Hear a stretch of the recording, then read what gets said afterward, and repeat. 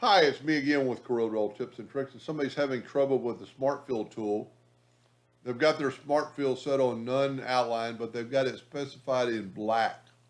So I'm going to go and I'm going to fill this in, but nothing happened. So they're thinking their Smart Fill tool is not working. The problem is they've got a leak in the circle.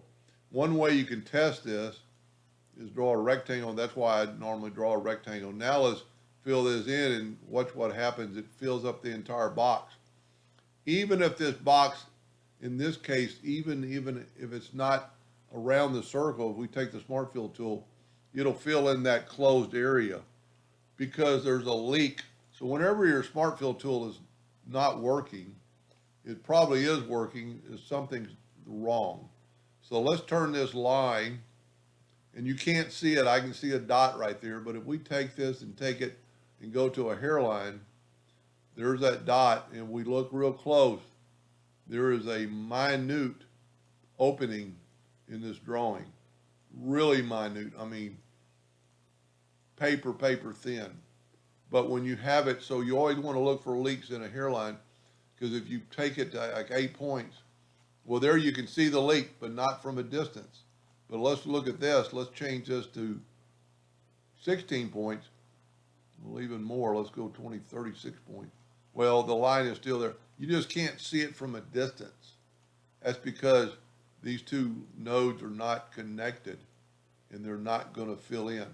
Now, the Smart Fill tool could possibly work now because it is a thicker line, but it doesn't. The Smart Fill tool is finding a way to leak through there. And then what I always do when I have a leak like that, I would turn it into a hairline.